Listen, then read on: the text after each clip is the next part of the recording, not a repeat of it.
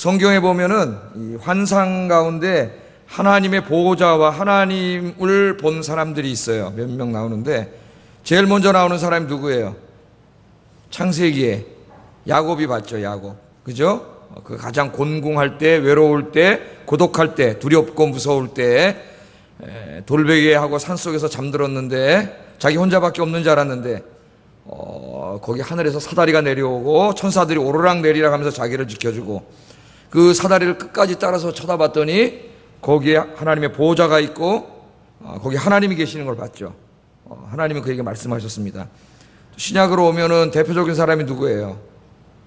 요한계시록을 쓴 사도 요한이, 그죠? 반모섬에서 그 반모섬에 갇혀가지고 이제 거기서 정치범으로 몰려서 갇혀서 이제 왕이 죽지 않으면 나올 수 없는 그런 섬이죠. 섬에 있는 감옥 같은데 아무 희망도 없고 죽을 날만 기다려야 되는 그곳에 앉아 있는데 거기 자기 혼자인 줄 알았는데 이러다 이제 죽는구나 그러는 줄 알았는데 하늘이 열리고 거기 누가 계셨어요? 부활하신 주님이 하늘 보좌에 하나님과 함께 있는 모습을 봤습니다.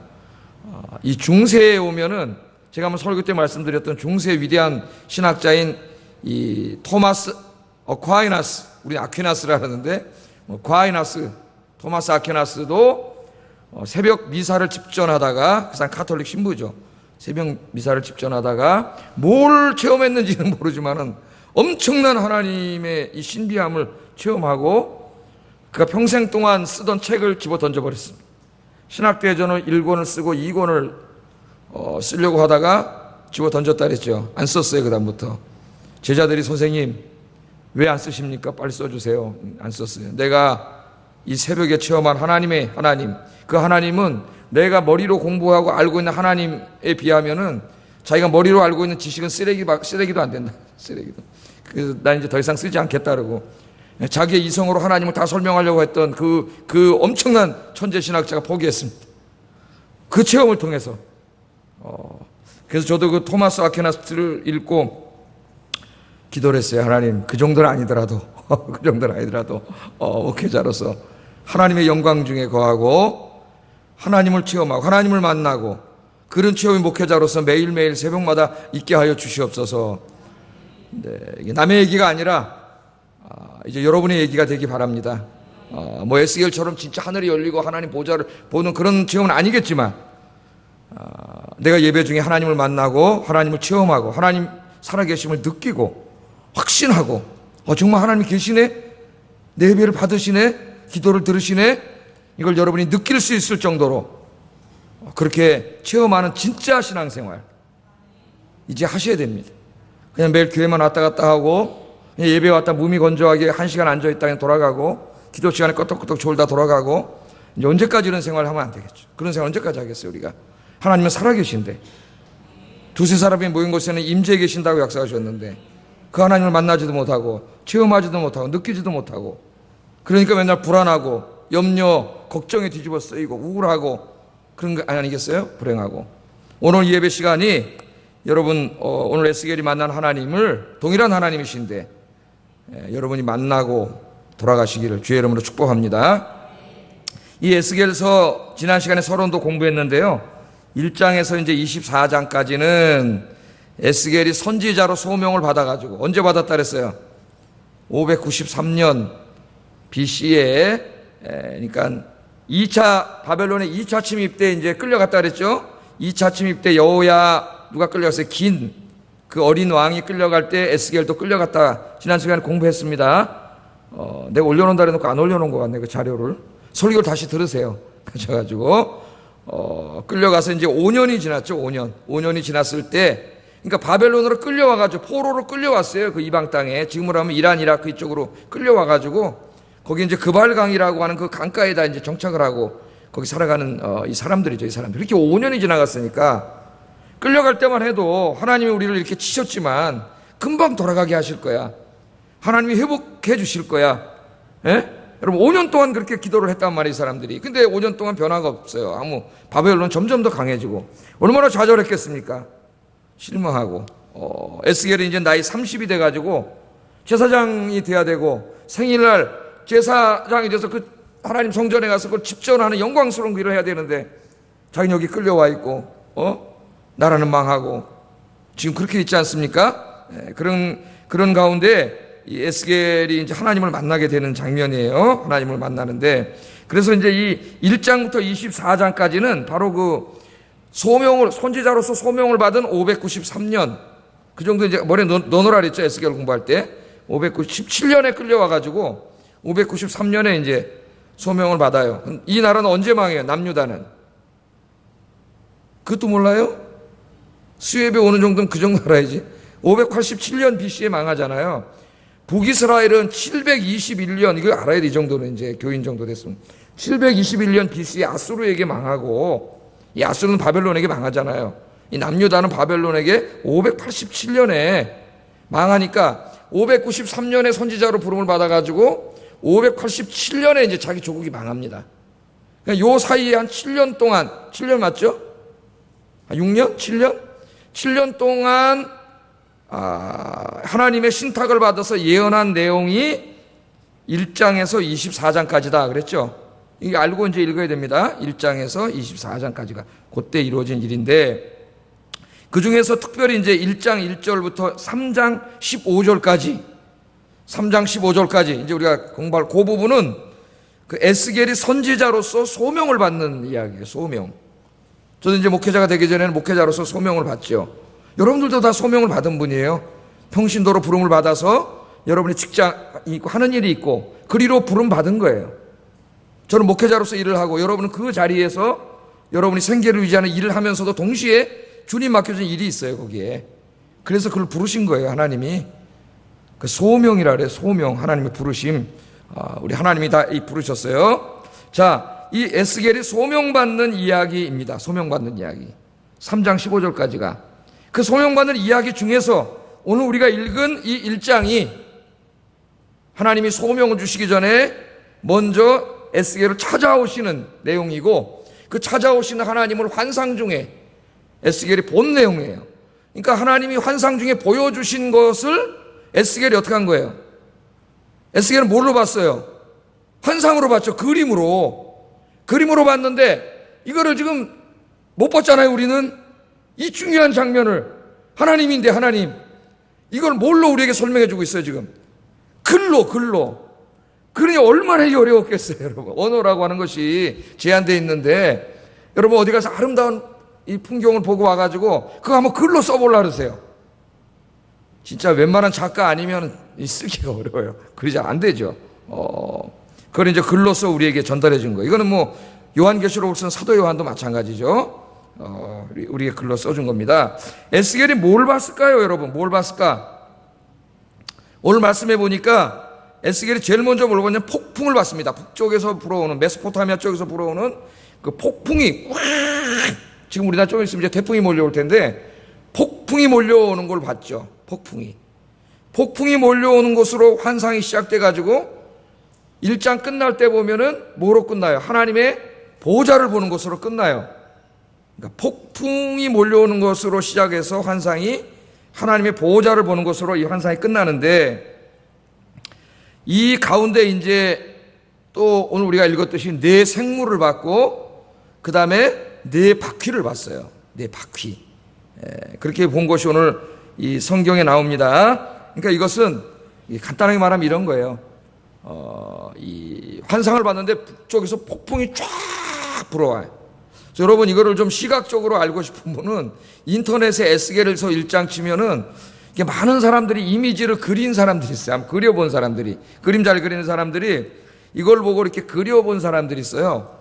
근데 또 어떤 사람은 이것을 컴퓨터 그래픽으로 만들어가지고 영상으로 만들어 놓은 것도 있더라고. 성경을 읽을 때마다 이 인터넷에 다 있어요. 제가 보니까. 그래서 제가 보여드리려고 그러다가 안 보여주는 게 나을 것 같아서 안 보여드립니다. 안 보여주는 게. 여기 핵심은 하나님이지 그 하나님을 설명하기 위해서 보여주는 상징적인 그림들이 아니에요. 그래서 제가 보여드리지는 않는데, 혹시 궁금하신 분은 인터넷에 보면 이거 글로 읽어가지고 도대체 뭐 어떻게 생겨먹은 건지 알 수가 없어요. 근데 간단하게 하면 이런 거예요. 하나님이 계신데 하나님이 움직이실 때 뭘 타고 움직이시냐면 리무진. 여러분 왕이 움직이면 옛날에 뭐 타고 움직이세요? 마차를 타고 움직이잖아요. 마차. 이 히브리 말로 메르카바라고 하는데, 메르카바. 이 마차를 타고 움직이잖아요. 요새 대통령들은 뭐 타고 움직여요? 리무진 타고 움직이죠. 리무진. 예. 리무진 타고 움직이면은 그 옆에 누가 타요? 수행원들이 타죠. 혼자 타지 않고 경호원들도 타고 수행원들도 이렇게 타가지고 차가 움직이잖아요. 지금 이게 그거라고 보면 돼요. 하나님이 어디론가 가고 계시는데 하나님이 리무진을 타셨어요. 메르카바 전차, 요새 말하면 리무진. 예? 그걸 패러디한 거예요. 그걸 타고 가시는데 거기에 네 생물의 호의를 받으면서 시중을 들으면서 하나님께서 어디론가 가고 있는 그림이에요. 그러니까 제일 밑에는 바퀴가 있고 그 다음에 그 바퀴 위에 누가 타고 있어요? 네 명의 생물이 타고 있고 그 생물 위에 궁창이 있고 궁창 위에 보니까 하나님이 계시잖아요. 하나님의 보호자가. 이게 하나로 이렇게 그림을 그리면 하나님이 리무진을 타고 지금 어디론가 가고 계시는 그림입니다. 네 명의 생물들의 시중을 받고 바퀴는 그 메르카바. 하나님의 리무진이에요. 리무진. 그럼 머리에 쏙 들어올 거예요. 여기에. 그러니까 요걸 좀 오늘 본문 순서대로 나누면 제일 먼저는 네 생물을 받고, 그죠? 네 생물을 받고, 그 다음에는 그 생물들이 타고 있는 네 바퀴를 받고, 그 다음에는 위를 올려다봤더니 거기에 궁창이 있고 하나님의 보호자가 있고 하나님이 계시는 것을 본 거예요. 이 쏙 들어옵니까 머리에? 예? 안 들어오시는 것 같은데 머리에. 예? 대통령이 리무진 타고 가는 거 생각하면 돼요. 리무진 타고 가는 거. 그렇게 오늘 환상을 봤습니다. 오늘이 너무나 신비롭고 놀라운 에스겔의 환상에 대해서 공부를 하려고 그러는데, 먼저 주의할 것은 이 본문들을 해석한답시고 환상들의 세부 사항들에 너무 지나치게 관심을 집중시키면 안 된다는 거예요. 그러면 진짜 알레고리컬한 해석이 됩니다. 환상의 세부 사항에 너무 집중해서 여기 나오는 하나하나를 암호 풀듯이 다 해석하려고 하면은 성경은 하나님의 말씀이 아니라 무슨 신비한 마술책 같은 게 돼요. 마술책. 그러니까 그렇게 해석하는 것은 큰 오류예요. 성경의 이 계시를 잘못 해석하는 겁니다. 그러므로 오늘 강의는 그런 식으로 진행하지 않는다 말씀을 드리고요. 물론 우리가 꼭 알아야 될 상징적인 것들은 해석할 겁니다. 제가 꼭 알아야 될 상징적인 것들은 해석될 것이지만 될 수 있는 대로 이 환상이 가지고 있는 큰 메시지를 밝히는 게 목적이에요. 큰 메시지. 그것도 누구에게? 21세기 대한민국 마포구 아현동 오늘 아현교회 와서 예배드리는 여러분들에게 이 환상이 여러분들에게 어떤 메시지인가, 하나님이 그림을 통해서 여러분에게 무슨 오늘 말씀을 하시는가, 여기에 초점을 두어서 이 공부를 하도록 하겠습니다. 흥미가 좀 땡깁니까? 예? 땡겨요? 안 땡겨요? 리스폰스를 좀 해줘. 피드백이 좀 있어야지. 자, 그럼 한번 보겠어요. 들어가 봅시다. 먼저 이제 한번 이 본 환상을 한번 정리를 해보고 그 다음에 의미에 대해서 한번 이렇게 공부하도록 그렇게 해보겠어요. 자, 에스겔이 북쪽에서 강하게 폭풍이 불어오는 환상을 보는데 폭풍 속에 세 가지가 있다 그랬죠. 네 생물들과 바퀴들과 하나님의 보호자 하나님, 이 세 가지 환상을 봤습니다. 제일 먼저 뭘 봤어요? 5절에서 14절. 네 생물에 대해서 봤죠. 네 생물. 그 순서대로 하겠어요. 네 생물에 대해서 봤어요. 자, 이 생물들이 사람의 형상처럼 생겼다 그랬습니다. 보니까 다리도 곧고, 그러니까 서 있는 거죠. 우리 인간처럼. 예? 인간처럼 다리가 곧은 거예요. 사람의 형상처럼 생겼는데 각각 4개의 날개를 가지고 있습니다. 4개의 날개. 날개가 몇 개예요? 성경에 보면 날개가 6개 달린 천사도 나오고 2개 달린 천사도 나오는데 날개가 4개 달렸다 그랬어요. 날개가 4개 있습니다. 5절 6절에 나오죠. 5절 6절에 날개가 4개 달렸어요. 근데 이 날개들이 날개들 밑에는 뭐가 있어요?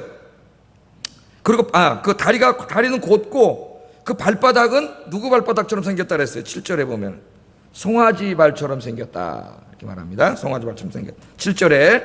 그리고 각 날개에는 뭐가 있어요? 사람의 손이 있어요. 그러니까 날개가 4개니까 손이 몇 개 있는 거예요? 하나당 4개 있는 거죠. 손이 4개 있습니다. 8절에 그 말씀이 나와요. 그리고 이들은 날개를 서로 연결했다 그랬어요. 날개를 서로 연결해서 이렇게 이루었는데 날개를 서로 연결해서 사각형을 이루었습니다. 사각형. 정사각형을 이렇게 4개가 연결해가지고 정사각형을 이루었는데 뒤로는 가지 않고 앞으로만 가고 있다. 그렇게 9절에 이야기합니다. 지금 그림을 한번 그대로 한번 이렇게 그려보는 거예요. 그려보는 거예요. 자, 그런데 이 생물들의 얼굴을 보니까 얼굴이 각각 4개니까 얼굴이 하나씩 있는데 앞쪽 사각형인데 이제 앞쪽을 향하고 있는 그 얼굴은 무슨 얼굴이에요? 10절 10절. 여러분들 좀 보면서 하세요. 10절에 무슨 얼굴이에요? 예. 저기 나오네 그냥. 제가 다 써줬어요. 사람의 얼굴. 그 다음에 뒤쪽은 뒤는 여기는 사람이고 저같이 사람이 있는데 이 뒤쪽은 사각형의 뒤쪽은 누가 있어요? 독수리 얼굴이 있고 그 다음에 오른쪽에는 이쪽 오른쪽에는 사자의 얼굴이 있고 이쪽 왼쪽에는 소의 얼굴이 있다. 소의 얼굴이 있다. 이걸 본 거예요. 에스겔은 지금 본대로 쓴 거예요. 본대로 자기가 그렇게 있습니다. 이 날개들 중 둘은 두 날개는 날개가 4개 있잖아요. 서로 이렇게 연결해서 사각형을 만들고 있고 또 나머지 날개 2개는 뭐 하고 있다 그랬어요? 예? 그 성경 보세요. 11절에 뭐 하고 있어요? 자기 몸을 가리고 있다 그랬잖아요. 그러니까 날개가 4개인데 2개는 이렇게 해서 사각형으로 연결시켰고 2개는 자기 몸을 뭐가 부끄러운지 이렇게 가리고 있단 말이에요. 2개 몸을 가리고 있어요. 자, 그런데 이 생물들이 자기 뜻에 따라 움직이지 않았고 누구의 뜻에 따라 움직여요? 영의 지시에 따라 움직이고 있다. 이 영은 하나님의 영인데 하나님의 영의 지시에 따라 움직여요. 그러니까 자기 마음대로 움직이지 못해요. 하나님의 지시를 받아서 움직이는 아직까지는 에스겔이 하나님인지 몰랐습니다. 근데 우린 다 알고 있으니까 이제 하나님이라고 얘기하는 거예요. 지금 이상한 그림을 순서대로 이렇게 봤기 때문에 이게 뭐지? 맨 처음엔 잘 이해를 못했을 거예요. 자, 이 4 생물들의 전체 모습을 보니까 그 전체 이 4 생물들이 날개를 이렇게 딱 서로 연하여 있고 다리는 사람처럼 길고 발은 송아지 같고 몸 날개 2개는 몸을 가린 이 그러니까 이렇게 생각해 보세요. 사각형을 그려서 딱 이렇게 서 있는데 이 주변이 다 뭐 하고 있다 그랬어요? 주변이 활활 타오르는 불 속에 있다 그랬어요. 불이 막 확 타오르는데 불꽃 가운데 우리 출애굽기 3장에 보면 하나님이 어디서 나타나셨어요? 불꽃 가운데 불이 막 타는 그 가운데 하나님 오시지 않았습니까? 이 불 속에 있는데 이 불에서 막 뭐가 튀어나와요? 지금 성경 그대로 보고 얘기하세요. 뭐가 튀어나와요? 번개가 막 번쩍번쩍하면서 막 거기서 막 번개가 요한계시록에 보면 하나님의 보좌에서 뭐가 계속 나와요. 번개가 막 나오죠. 번개가 계속 나오고 있습니다. 자, 여기 이제 우리가 본 거 한번 정리해 본 거예요. 이 4 생물은 누굴까요? 정체가 뭘까요 도대체? 이 사람의 얼굴, 독수리 얼굴, 사자의 얼굴, 소의 얼굴 뭘까요? 지금은 말하고 있지 않지만은 이제 10장에 가면은 이 얘기를 다시 한번 에스겔이 하면서 이 4 생물이 무엇인가를 이야기해요. 10장 20절을 먼저 한번 가보겠습니다. 10장 20절 읽어보겠습니다. 시작.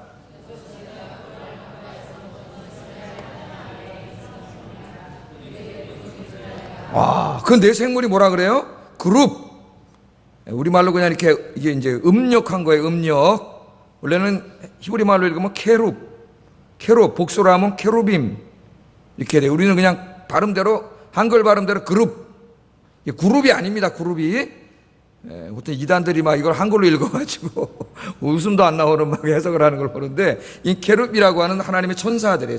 그룹들은 이 천사들이에요. 그래서 창세기 3장 24절에 보면은 아담이 에덴 동산에서 쫓겨난 다음에 하나님이 생명나무의 열매를 따먹고 죄진 상태에서 영생할까봐 그럼 안 되잖아요. 그래서 그 생명나무 열매를 못 따먹도록 지켰는데 누가 지켰어요? 그룹들이 지켰더라 이렇게 하나. 바로 이 천사들이 그룹들이 생명나무를 지켜요.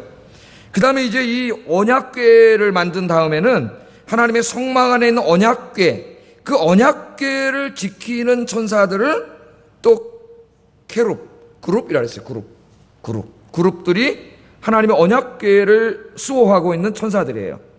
그래서 여기에 그 4 생물은 오늘 에스겔서에서는 하나님을 수행하고 하나님을 시중두는 일을 하고 있는 천사들입니다. 천사들. 아셨죠? 누구라고요? 이 4 생물이 천사들을 그러한 모습으로 보여주신 거예요. 진짜 그 천사의 얼굴이 사람 얼굴이고 송아지 얼굴이고 뭐 이렇다는 게 아니라 그걸 통해서 뭔가를 우리에게 메시지를 주시려고 하나님께서 그렇게 보여주신 거죠. 그런 모습으로 보여주신 천사들이다. 그렇게 우리가 알고 있으면 됩니다. 하나님의 천사들이 왜 이렇게 조금 이상하고 신비로운 모습으로 나타났을까요? 우리는 왜 천사들이 이런 모습을 하고 있는지 잘 이해가 가지 않습니다. 우리 문화가 아니기 때문에. 그러나 에스겔이 살던 시대의 사람들에게 이런 모습은 매우 익숙한 모습이에요. 그러니까 지금 이 고고학을 통해서 밝혀지는 그 시대의 그림이라든가 또는 조상들을 보면은 이와 비슷한 모습을 하고 있는 생물들이 많이 나옵니다. 그러니까 그 사람들은 늘 보던 거라고. 자기들이 그리고 하던 상상 속에 그리던 것들이에요. 근데 이런 생물들이 뭘 하고 있냐면은 자기들이 믿는 신의 보좌를 바치고 있어요. 이렇게 바치고. 그런 그림들과 조상들이 많아요. 조각들이. 그러니까 이 사람들이 볼 때는 매일 보는 그림이에요. 매일 보는 그림. 우리는 이게 뭐 이런 게 다 있어 그러지만은 신비하고 익숙한 것들입니다. 매우 익숙한 것들이에요. 이들의 종교 예술과 조각상들의 아주 자주 나타나는 그런 그림들이다. 그걸 알고 있으면 돼요. 그러면 자 보세요. 이제부터 이 말씀을 보는데 고대인들은 이러한 이상한 생물들이 신의 위엄을 보여주고 자기들이 믿는 신의 위엄을 보여주고 왕으로서 또 신을 시중두는 수행원들이라 생각을 했다고. 이런 그림을 보면 그럼 자 이제 한번 생각을 해보세요. 성경을 막 엉터리로 해석하면 안 된단 말이에요. 그러면 만일 에스겔 시대의 사람들이 에스겔 1장을 읽었다. 이해했을까요? 안 했을까요? 이해했겠죠. 우리는 못해도. 왜? 자기들이 늘 보던 그림이에요. 에스겔 1장을 읽으면서 그럼 에스겔 시대의 사람들은 뭘 기대했을까요? 지금 이런 생물들이 뭘 하고 있다 그랬어요. 아까 자기들이 믿는 신의 보호자를 떠받치고 있고 신들을 시중두는 것들이라 그랬잖아요. 그러면 곧 이 그림들에 대한 이야기를 읽으면서 에스겔 시대 사람들은 곧 뭐가 나타날 것이라고 생각할까요? 자기들이 믿는 신이 나타난다고 생각하겠지. 엄청난 신이. 예? 그래서 이런 모습으로 보여준 것은 곧 이제 이 사람들이 이 생물들이 주인공이 아니라 이들이 시중 들고 섬기고 있는 어떤 엄청난 신이 나타날 것을 보여주고 있는 거예요. 우리는 그게 누구인 걸 알고 있어요. 하나님이라는 걸 알고 있어요. 하나님. 할렐루야. 그래서 이 시대 사람들에게 익숙한 모습으로 천사들을 그렇게 보여준 겁니다. 그래서 에스겔이 그것을 썼어요. 자, 이제 여기 누가 엄청난 신이 임재할 것이다. 근데 우리는 그분이 하나님이라는 걸 알고 있죠. 하나님이 임재할 것을 이야기합니다. 자, 그러면 여기 중요한 것들만 좀 보면은 이 네 생물은 사람, 사자, 소, 독수리예요. 사자는 힘과 용기, 왕권 이런 걸 상징합니다. 독수리는 이 가장 빠르고 위풍당당하고 그런 걸 빠름, 신속함 그런 걸 상징하죠. 하늘의 왕이에요. 하늘의 왕 독수리는. 그리고 소는 엄청난 생산력과 인간이 기르는 동물 중에 가장 소중하고 가치 있는 그런 동물이고 인간은 지혜와 이성을 갖춘 것이 인간입니다. 그러니까 이 네 생물의 얼굴의 모습을 다 합치면 지금 이들이 수행하고 섬기고 있는 저 보좌에 계신 저분이 저 위대하신 저분이 저 하나님이 어떤 하나님인가를 보여줘요. 어떤 하나님인가를. 아시겠어요? 우리 모르잖아 하나님. 예? 볼 수도 없고요. 보면 죽어요. 그분이 어떤 하나님인가를 보여줘요. 예? 그러니까 어떤 하나님이에요? 자신들이 섬기고 있는 하나님은 사자의 힘과 독수리의 신속함과 소의 엄청난 생산력과 인간의 지혜와 이성을 모두 갖추신 창조주 하나님, 전지전능하신 하나님임을 보여주는 거예요. 이들이 섬기고 있는 하나님, 보좌에 계신 하나님, 우리가 믿는 하나님이 그런 하나님임을 보여주고 있습니다. 특별히 이 넷이라고 하는 숫자를 반복해서 상징적으로 사용하고 있는데 이것은 네 방위예요. 동서남북 네 방위. 예? 그러니까 뭐예요? 하나님의 주권이 온 세상에 미치고 있음. 이 창조주 하나님의 주권이 온 우주와 사방, 온 우주와 세상에 미치고 있음. 이 세상에 일어나는 모든 일들은 우연히 일어나지 않고 다 누구의 주권하에서 하나님의 주권하에서 이루어지고 있음. 여러분의 인생도 믿습니까? 좀 이따 제가 얘기할 거예요. 하나님 주권에 이루어져 있음. 그것을 보여준다. 그 다음에 이제 바퀴들로 가보겠습니다. 바퀴들. 자, 걱정하지 마시고 좀 이따 제가 다시 정리해서 설교를 할 거예요. 아직 설교를 하지 않았어요, 제가. 바퀴들을 보겠습니다. 15절부터 21절까지 바퀴들이 나와요. 자, 에스겔이 보니까 이 그룹들이, 천사들이 정지해 있지 않고 움직이고 있는데 날개나 발로 움직이는 게 아니고 그 밑을 보니까 뭘 타고 있어요? 바퀴를 타고 있어요. 메르카바를 타고 있어요. 리무진을 타고 있어요. 전차, 마차를 타고 있어요. 그 바퀴가 움직이는 대로 움직이고 있어요. 타고. 그러니까 여러분 저 중세나 이런 데 그 서양 화가들이 그린 그림을 보면 이 케루빔 그룹이라고 그려놓고 이거는 꼬마 애기들이 날개를 달고 이렇게 날아가는 천사 있잖아요. 그 아주 지극히 비성경적인 그림입니다. 그런 그림들은. 여기 그룹은 그런 천사가 아니라 어마어마한 천사예요. 어마어마한 천사. 예? 그 사람 다리 갖고 이런 천사지 무슨 애기, 여러분 꼬마 애기에다 여기 날개 달고 서양 그림에 그런 거 많이 나오죠. 그 그룹이라 그러는데 이거는 완전히 비성경적인. 진짜 그룹이 저렇게 생겼나 보다. 그러면 안 되겠어요, 여러분. 그런 건 잘못된 그림이에요. 성경 잘못 이해하고. 자, 그 바퀴를 타고 있어요. 바퀴가 움직이는 곳으로 움직여. 근데 그대로 움직이는 게 이제 바퀴인데 보니까 얼굴에 따라 바퀴가 하나씩 있다 그랬습니다. 그죠? 성경을 잘 보면서 여러분 혼자 나중에 집에 가서 읽어야 되니까 얼굴에 따라 바퀴가 하나씩 있는데 그럼 바퀴 몇 개예요? 4개지. 바퀴 4개. 바퀴가 4개 있잖아요. 자동차 바퀴 몇 개 있어요? 4개. 마차 바퀴 몇 개 있어요? 4개 있지 않습니까? 바퀴가 4개인데 그런데 에스겔이 보니까 이 바퀴가 그냥 자기들이 흔히 보던 왕이 타는 마차에 달린 바퀴가 아니에요. 바퀴를 보니까 바퀴 안에 또 뭐가 있어요? 또 바퀴가 있어요. 이거에 뭔가를 어떻게 그려야 되는지 잘 모릅니다. 그래서 그 인터넷에 보면은 이런 모양일 수도 있고 저런 모양일 수도 있고 다 상상력을 동원해 했어요. 근데 핵심은 뭐냐면은 바퀴가 이렇게 하나만 있으면 한쪽 방향으로 가고 또 뒤로 해서 후진으로 간신히 가지만 사방팔방으로는 못 움직이잖아요. 움직이려면 또 끼끼끼끼 해가지고 그럼 자동차 운전하면 어떻게 해야 돼? 주차하려면 사방팔방으로 움직이면 얼마나 좋겠어? 찌 갔다 이렇게 되잖아요. 근데 이거는 바퀴 안에 바퀴가 막 있어가지고 이 바퀴는 사방팔방으로 자유롭게 360도 아무데나 가. 아무데나. 겁을 필요가 없어요. 그런 바퀴라는 걸 보여주는 거예요. 사방팔방으로 무제한으로 아무 방향이나 막 가요. 360도 이 바퀴는. 그런 바퀴예요. 하나님이 타시는 전차는. 그러니까 뭘 벌써 얘기하려는지 보여주죠. 하나님은 어디 무소부재하시고 어디든지 마음 먹은 내 눈 깜짝할 사이 신속하게 여러분이 도움을 청하면 하나님 어떻게 이 마차를 타시고 신속하게 오신다는 걸 보여주는 거예요. 상징적으로 그림으로. 저기서 커브 틀어갖고 유턴해서 오세요. 그런 거 필요 없단 말이에요. 하나님 휙 하면 여러분이 주님 도와주세요. 그럼 어떻게 오세요? 휙 한 번씩 여기 딱 와야지. 와 계세요 벌써. 할렐루야. 예. 자, 그런데 이 바퀴를 보니까요, 바퀴 그 안에 뭐가 많아요. 지금 성경은 눈이 그냥 쫙 눈이 달렸어요. 눈이 많아. 이것도 보세요. 여러분 내가 말 안 해도 알겠죠. 요한계시록에도 나오고. 그 뭐예요? 하나님이 사방팔방 이 모든 것을 아까 주권자라 그랬잖아요. 다 어떻게 하고 계세요? 보고 계세요. 오늘 여러분 이 시간에 예배 드리는 태도도 다 보고 계세요. 제가 우리 집 그 아파트 관리실 들어갔다 깜짝 놀랐습니다. 거기 가니까 모니터가 쭉 있는데 딱 봤더니 얼마나 카메라가 좋은지 그 앞에 계단 들어가는 데가 막 개미새끼 한 마리 지나간 거에 다 보이더라고.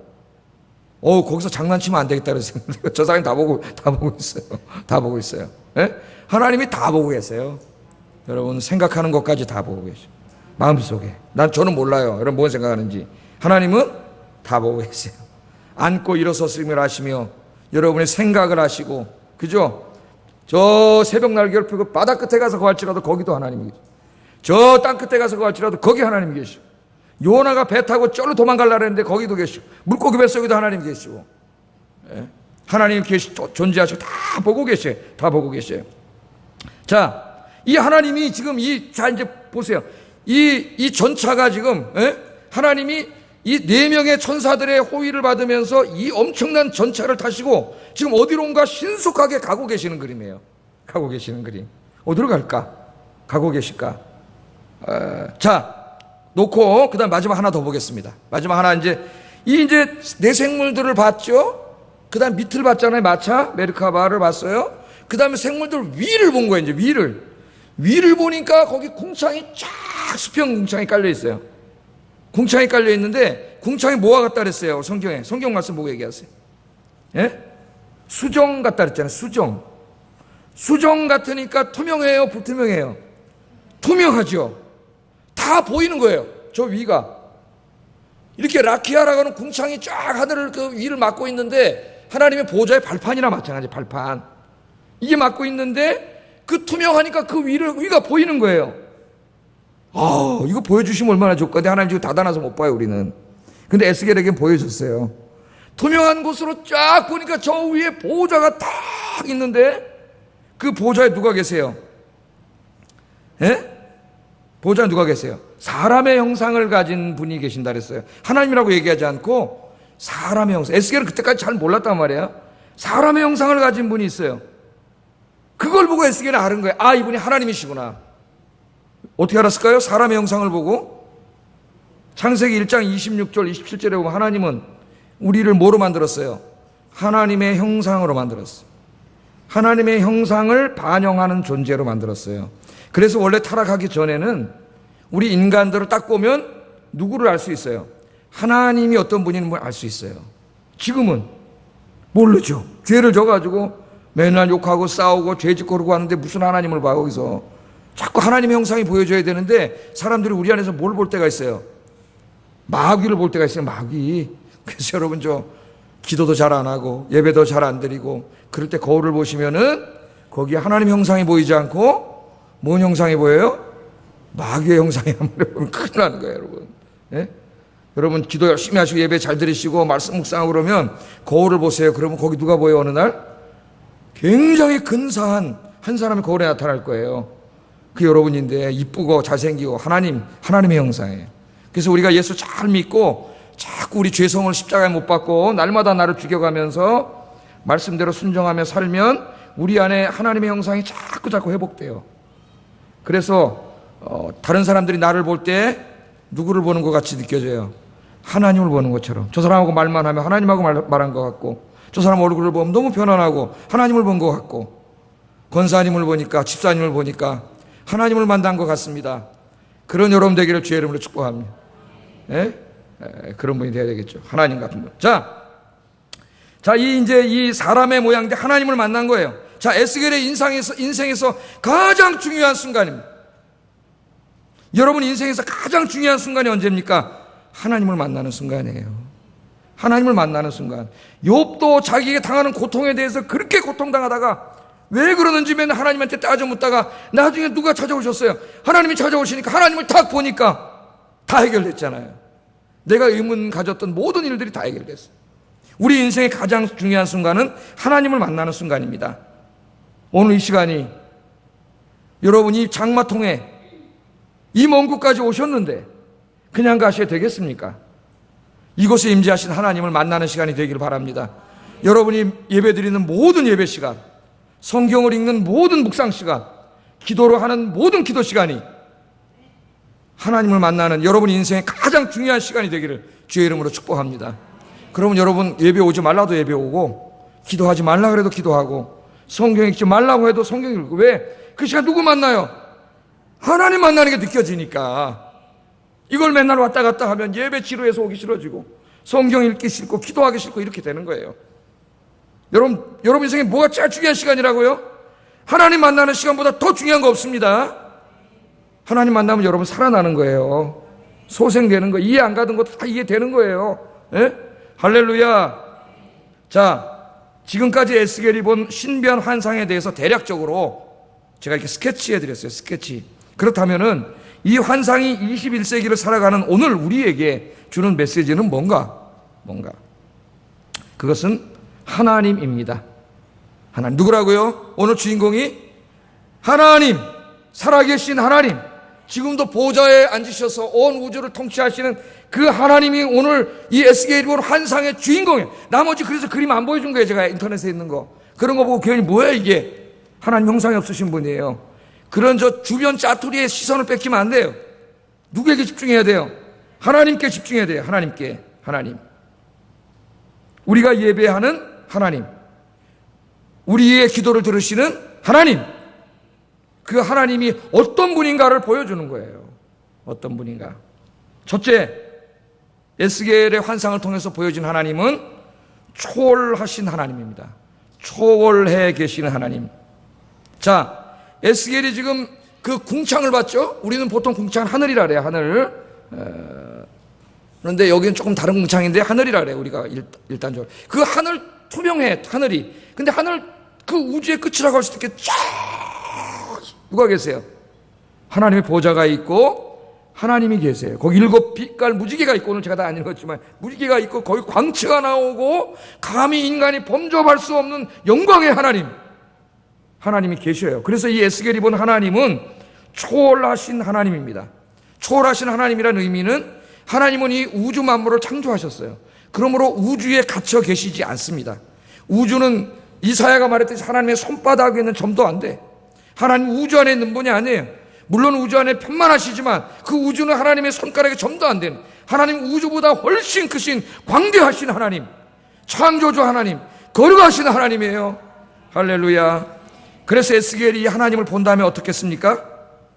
납작 엎드렸어요. 두려움에 떨면서 납작 엎드렸어요.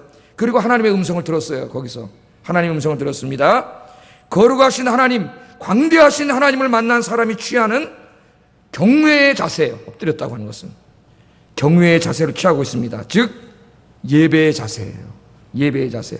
우리가 믿는 하나님은 창조주로서 피조세계를 초월해 계시는 하나님입니다. 에스겔은 얼굴을 땅에 대고 납작 엎드렸습니다. 피조물들이 해야 될 가장 중요한 일이 무엇인가를 보여줍니다. 그 창조주 하나님 앞에서 우리가 해야 될 가장 중요한 일은 그 하나님이 받으시기에 합당한 찬양과 경배를 드리는 일이에요. 할렐루야. 하나님의 은혜로 구원받은 우리들이 해야 될, 하나님께 드릴 수 있는 가장 중요한 은혜에 대한 보답은 하나님께 찬양과 경배를 드리는 거예요. 예배를 드리는 거예요. 그래서 요한계시록에 보면 하늘의 보좌를 이렇게 쫙 하늘이 열려서 봤더니 거기에는 모든 천군 천사와 구원받은 성도들이 하나님을 찬양하는 예배를 드리고 있잖아요. 한번 읽어보겠습니다. 요한계시록 4장 7절 11절 긴 말씀이지만 정신 차려서 같이 읽어보겠습니다. 시작.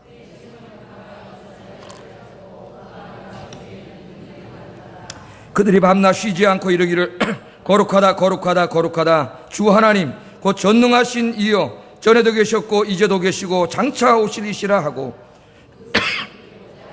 세세토록 살아계시는 이에게 영광과 존귀와 감사를 돌릴 때에 24 장로들이 보좌에 앉으신 이 앞에 엎드려 세세토록 살아계시는 이에게 경배하고 자기의 관을 보좌 앞에 들이며 이르되 우리 주 하나님이여 영광과 존귀와 권능을 받으시는 것이 합당하오니 주께서 만물을 지으신지라. 만물이 주의 뜻대로 있었고 또 지으심을 받았나이다 하더라. 아멘. 여러분, 우리 인생에 있어서요, 이 하나님을 예배하는 일보다 더 중요한 일이 있어서는 안 됩니다. 우리 인생에 하나님을 예배하는 일보다 더 기쁜 일이 있어서도 안 됩니다. 하나님을 예배하는 일이 우리 인생의 가장 중요한 일이고 가장 기쁜 일이고 가장 즐거운 일이 되는 축복된 인생이 되기를 주의 이름으로 축복합니다. 두 번째, 이 환상이 보여주는 하나님은 뭐냐면은 절대적인 주권을 가지신 하나님이에요. 하나님의 절대적인 주권을 보여줘요. 에스겔 1장의 환상 중에 계속 반복되는 이 4라는 숫자가 있습니다. 4라는 숫자. 내 생물, 내 바퀴, 내 손, 내 방향 모두가 온 세상 사방팔방으로 미치는 하나님의 주권을 상징해요. 주권을.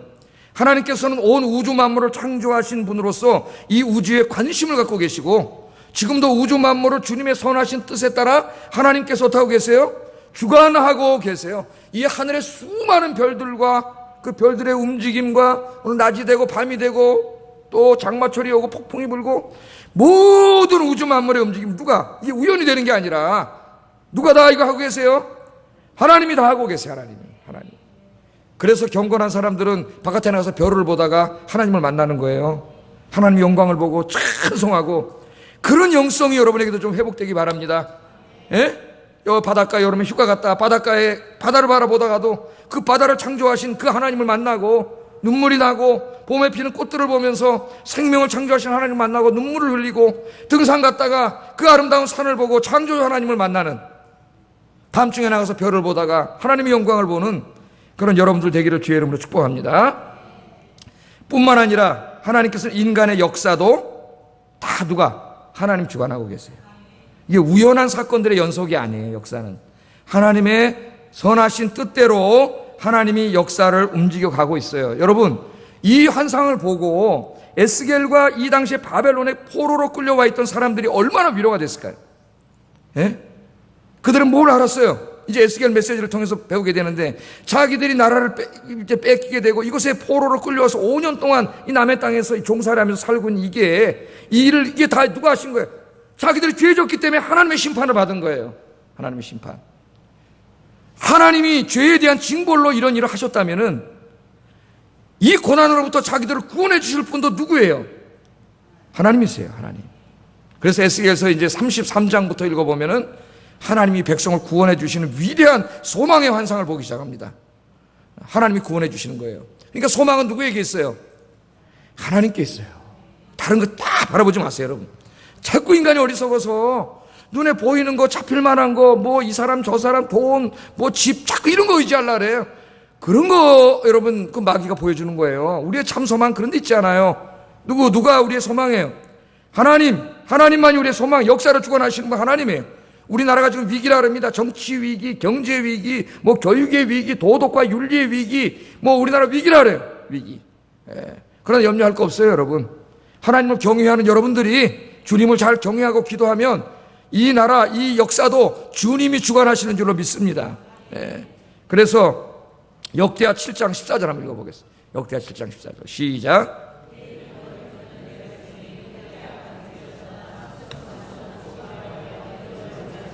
내가 하늘에서 듣고 그들의 죄를 사하고 그들의 땅을 고칠지라. 그들의 땅을 고칠지라. 어떻게 하면요? 그리스도인들이 하나님을 잘 섬기고 하나님 앞에 바르게 살면서 기도하고 하나님께 예배 드리면 하나님께서 그 땅의 문제들을 해결해 준다는 거예요. 이 땅의 문제가 정치인들에게 달린 게 아니라 하나님께 달려 있어요. 이 정치인들은 뭘 믿기 위해서 저 사람들을 하는 짓을 보세요. 지금도 정말 한심해. 애들도 저렇게 안 할 거예요. 저 사람들한테 뭘 이 나라를 맡기겠어요? 이 나라를 지키시는 분은 하나님이십니다. 하나님. 그리고 기도하는 여러분들이에요. 기도가 이 나라를 지키는 거예요, 여러분. 기도하는 민족은 절대로 망하지 않습니다. 하나님 지켜주세요.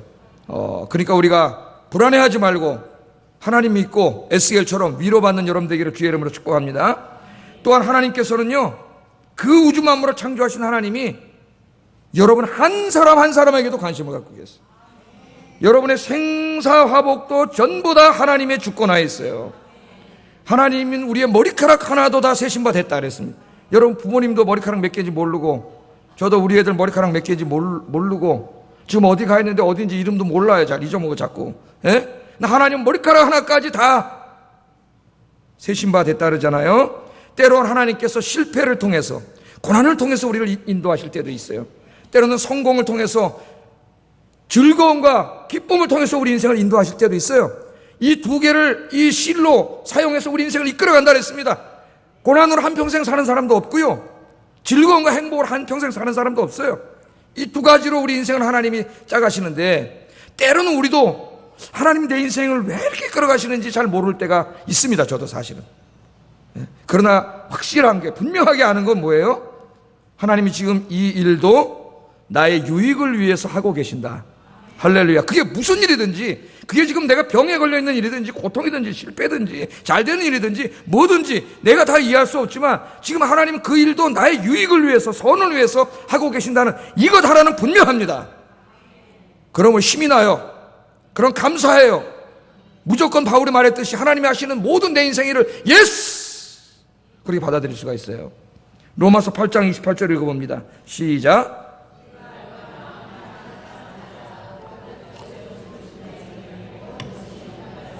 아멘. 이 모든 것을 다 하나님이 협력해서 다 짜가지고 여러분 영육간의 선을 이루게 하시려고 지금 하나님 그렇게 하고 계신 거니까 불평 불만하지 말고 원망하지 말고, 어떤 일이 지금 벌어지고 있더라도 예스!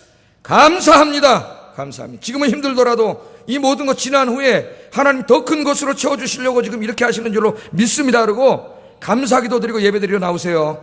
주저앉아갖고 잉잉 울면서 또 하나님 어딨냐? 마귀한테 끌려가는 거예요. 할렐루야. 예, 하나님의 때가 되면 여러분을 너무나 사랑하시는 하나님이, 그래서 외아들까지 주신 그분이 여러분의 문제를 해결해 주실 줄로 믿습니다. 예, 어제 한 집사님이 오셔가지고 기쁜 소식을 저에게 전해주셨어요. 본인의, 예? 정말 제가 눈물이 다 나오려고 그래요. 맨 처음에는 다시 저기로 내려가면 어떡하나, 그래, 여러 가지 고생을 다 했는데, 하나님 또 진급을 시켜가지고, 또 여기에 총책임자라는 이 보직을 주셔가지고, 그게 다 어제 결정이 돼가지고, 또 그냥 책임자가 되니까 전세금도 더 줘가지고, 더 큰 집으로 더 이사가게 하시고, 예? 얘기를 다 들으니까, 야, 정말 하나님 놀랍다! 하나님 놀랍다. 야, 하나님 때가 되면, 하나님 다 해주시는구나. 할렐루야. 제가 다 힘이 났어요. 제가 다 힘이 났어요. 이 말이 뭔 말인가는 이제 좀 있어 다 자연히 알게 될 거예요. 본인의 입으로 간증할 테니까. 여러분에게도 지금 비록 에스겔처럼 그발 강가에 와서 있는지 몰라도 여러분 곧 하나님께서 여러분의 모든 기도를 응답하시고 인생을 다 회복시켜 주실 줄로 믿습니다. 다 하나님의 주권하에 있으니까 하나님만 믿고 사세요. 하나님만 믿고 마세요. 자, 마지막으로 하나님은 어떤 하나님이냐? 진정한 예배가 있는 곳에 찾아오시는 하나님입니다. 찾아오시는 하나님. 자, 에스겔과 이 포로로 끌려와 있는 유대인들이 어떻게 생각을 했냐? 하나님은 예루살렘 성전에 계신다. 그들은 지금 저 이란 정도 되는데 끌려와 있지 않습니까? 하나님은 예루살렘 성전에 계신다 생각을 했단 말이에요. 성전에. 그래서 그들이 거기다 그발 강가에다가 조그만 천막 같은 교회를 하나, 예배당을 하나, 성전을 만들어 놓고 거기서 기도를 하고 예배를 드렸어요. 방향은 다 어디예요? 서쪽에, 저쪽에 하나님 계신 예루살렘 성전 쪽으로 창문을 열어놓고 그렇게 예배를 드렸어요. 그래서 다니엘도 읽어보면은 다니엘이 동쪽 그 하나님 성전 있는 곳에 창문을 내고 그쪽을 바라보면서 기도를 했다고. 하나님이 항상 거기 계시니까요. 그들은 그렇게 생각을 했습니다. 그런데 오늘 에스겔은 이 환상을 보고 깜짝 놀랐어요. 지금 깜짝 놀랐어요. 전혀 예상치 않은 그런 환상을 본 거예요. 하나님께서 지금 보니까요, 전용 리무진을 타시고 천사들의 호의를 받으면서 자신들이 예배드리고 있는 그 바벨론 땅, 그 고통과 절망의 땅, 그곳으로 찾아오고 계셨습니다. 이게 지금 그 그림이에요. 할렐루야. 제가 이거를 쓰다가 눈물이 났어요.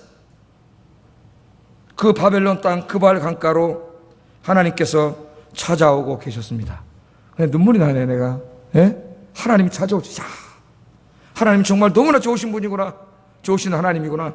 그들의 고통과 절망, 그 땅에서 그들이 말이죠, 그 초라하게, 그 뭘로 졌는지 잘 모르겠지만 그 초라하게 져놓은 그곳에서 그들이 하나님을 예배하고 기도할 때에 하나님께서 그들의 기도와 예배를 보시고 지금 성전에서 리무진 타고 성전에 계신 하나님, 지금 그 그림이에요. 예루살렘 성전에 계신 하나님이 리무진 타시고 지금 그발 강가로 지금 무진장 빠른 속도로 샥 찾아오는 그림을 보는 거예요. 지금 하나님 오시는 걸 봤어요. 이미 오셨어요. 거기 오셨어요.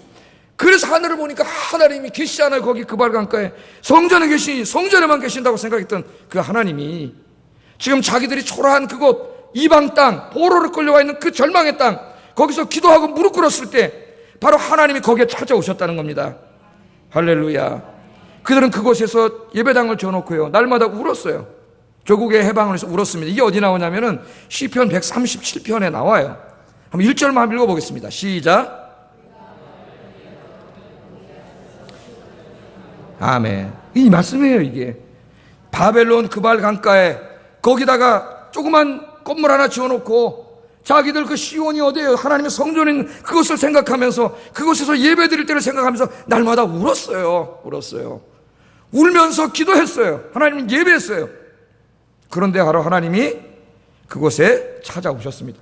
신속하게 빠른 독수리와 함께 전 방향으로 움직일 수 있는 빠른 바퀴를 가진 그 리무진을 타시고 하나님이 그들을 찾아오셨어요. 거기서 에스겔은 수정처럼 투명한 궁창을 보고 하나님을 보게 되는 겁니다. 여러분, 하나님은 화려한 건물 속에 존재하지 않으세요. 건물이 화려하다고 있지 않습니다. 하나님은 어디에 찾아오시는가? 그곳에 모인 사람들이 하나님을 사랑하는 그 뜨거운 마음으로 신령과 진정으로 예배하는 그곳에, 찬송하는 그곳에 하나님은 거기에 찾아오십니다. 여러분들이 오늘 이곳에 모여서 정말 하나님을 사랑하는 마음으로 뜨겁게 예배하고 찬송하면 하나님이 이미 리무진을 타시고 이곳에 찾아와 계신 줄로 믿습니다. 거기서 에스겔이 하늘을 바라보니까요, 거기에 궁창이 보이는데 궁창이 투명해요. 자, 이제 그림을 하나 보세요. 제가 여러분 많이 설명을 했던 것인데, 여기 보면은 이게 하늘이야. 이게 땅이에요. 이거는 지금 우리가 보는 하늘과 땅을 말하는 게 아니고 인간이 살아가는 우주와 그리고 하나님이 계신 공간이에요. 물리학적인 공간이 아니라 신학적인 공간. 우리 눈에 보이지 않아요. 이 우주가 아니에요. 우주에는 이 하늘이 아니고 하나님이 계신 거 여기 쓰지를 못했는데 하나님의 보좌가 있는 곳이에요.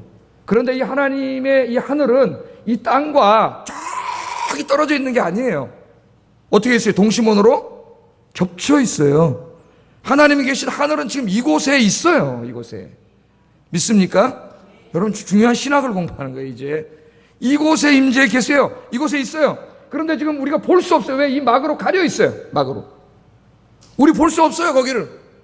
하나님이 계신데 우리보다 먼저 간 분들이 성도들이 있는데 우리가 못 봐요. 그걸 하나님 못 보게 하셨어요. 근데 오늘 이날 이 수정 같은 라키아로 하나님 바꿔주심으로 에스겔은 어떻게 했어요? 투명 유리를 통해서 여기를 본 거예요. 여기를. 예? 마음이 청결한 자는 복이 있나니 저희가 하나님을 볼 것이며. 그래서 제가 아무리 생각해도 저는 마음이 청결하지 않아가지고 이 마음에 이 떼끼가 이 찌꺼기가 많이 깨가지고 하나님 잘 안 보시는 것 같아요. 그 말인 것 같아요. 마음이 청결한 자는 하나님을 본다는데 여러분 마음이 정말 깨끗해지셔가지고 하나님 보시는 여러분 되길 주의 이름으로 축복합니다. 예? 자, 여기가 바로 라키아야. 라키아. 여기가 투명 유리로 하나님이 수정으로 하셔가지고 이것을 봤더니 보인 거예요. 그러니까 지금 여기는 뭐예요? 바로 여기가 그발강가예요. 원래는 성전이었어요. 성전은 하늘과 땅이 맞닿는 곳이었어요. 성전은 하나님의 발등상입니다. 하나님이 하늘에 계시면서 하나님의 발이 성전에 내려와 있어요. 그래서 성전은 하나님의 집이에요. 하나님이 거하시는 곳이에요. 우주를 창조하신 그 광대하신 하나님이 인간이 지으신 그 조그만 집에 찾아와 주시는 거예요. 할렐루야. 이걸 깨달은 솔로몬이 성전을 지어놓고 뭐라 그랬어요? 내가 지은 성전에 아무리 인간이 지은 성전이 위대한들 이 우주만물을 창조하신 하나님이 여기에 계시리오리까. 야, 오늘 목사들이 교회 줘놓고 이걸 잊어버렸어요. 교만해져가지고.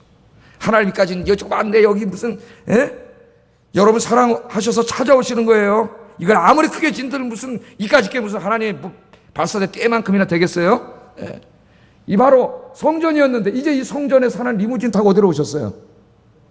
그발강가. 진실하게 하나님을 섬기는 사람들, 거기 아무것도 없는 벽돌 같은 집을 줘놓고 정말 하나님 예배하고 찬송, 기도하는 그곳이 있는 그곳으로 찾아오셔서 이제는 하늘과 땅이 만나는 곳이 성전이 아니라 그들이 예배하는 곳, 그들이 무릎 꿇고 기도하는 곳, 그것이 바로 성전이 된 줄로 믿습니다.